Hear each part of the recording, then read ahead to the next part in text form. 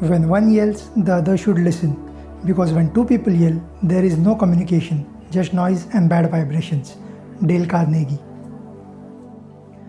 जब कोई आपसे झगड़ा करना चाहता हो, अपनी लाइफ का फ्रस्ट्रेशन आप पे उतारना चाहता हो और बिना मतलब के आप पर वो ज़ोर ज़ोर से चिल्लाया जा रहा हो, तो पता है आमतौर पर बहुत से लोग क्या करते हैं, वो उनके बिछाए जाल में फंस जाते हैं बड़ी आसानी से, जबकि वो खुद बड़े अच्छे मूड में होते हैं, अच्छा काम करने निकले होते हैं, पर ना चाहकर भी फंस जाते हैं। तो समझ लो उस वक्त आपको चिल्लाना ही नहीं चाहिए, बल्कि सामने वाले को सुनना चाहिए, एक तो शांत रहकर या अगर हो सके तो मुस्कुराहट के साथ। मैं जानता हूँ ये बोलना बहुत आसान है और उस समय उस मेंटल स्टेट में ये करना मुश्किल है, बल्कि मैं तो कहता हूँ बहुत ही मुश्किल होगा। शायद पहले 10-20 बार तक आप ना कर पाओ, मैं भी कई बार तक नहीं कर पाया था, फिर कर लिया।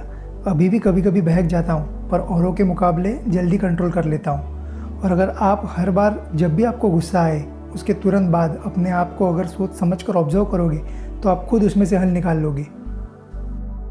और अगर आप ये कर लो तो समझ लो कि आपने ज़िंदगी में बहुत बड़ी चीज़ पा ली है, और आपकी ये समझ, ये संयम आपको ज़िंदगी में कभी हारने नहीं देगा। मुसीबतें आएंगी ज़रूर, पर औरों के मुकाबले आप उसमें से आसानी से राह निकाल लोगे, क्योंकि किसी भी सवाल का जवाब हो या किसी मुसीबत का हल, वो सिर्फ़ और सिर्फ शांत दिमाग से ही निकल सकता है। अरे नदी के किनारे पर कभी दौड़ के देखो, मिट्टी उछल के ऊपर आ जाएगी और पानी मैला कर देगी। अब तक जो पानी साफ दिख रहा था कि अंदर मछलियाँ, पत्थर, कंकड़ सब साफ दिख रहे थे ना, कुछ भी नहीं दिखेगा, सिर्फ कुछ उभरे हुए मिट्टी के बादल।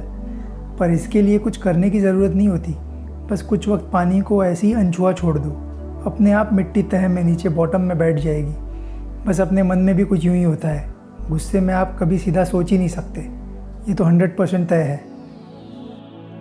और वैसे भी अगर हम सोचें तो जब भी दो लोग एक दूसरे पे चिल्ला रहे होते हैं तो उनमें कभी कोई ढंग की बात नहीं होती, सिर्फ गालियाँ, बेमतलब अल्फाज, अनचाही फीलिंग्स जो कई सालों से उनके अंदर दब दब के पल रही होती है, वही उनके गुस्से का शिकार होकर उनकी ज़बान पे गाली बन के आ जाती है, जो सिर्फ़ और सिर्फ दिल का मैल जताती है, शोर करती है और कुछ नहीं।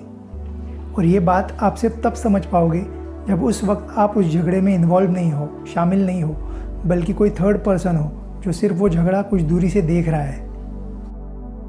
और वैसे भी किसी से झगड़ा करने से कुछ होता होगा तो वो सिर्फ आजू बाजू वालों का मनोरंजन होता है।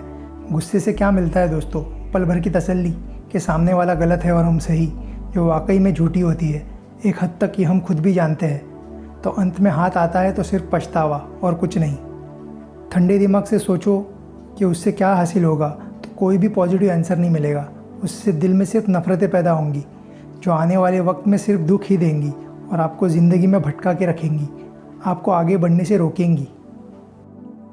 पूरा दिन या कई दिनों, महीनों तक आप बदला लेने की राह देखते रहोगे, कोई बहाना ढूंढते रहोगे, वो भी अपने सारे इम्पोर्टेंट काम छोड़कर।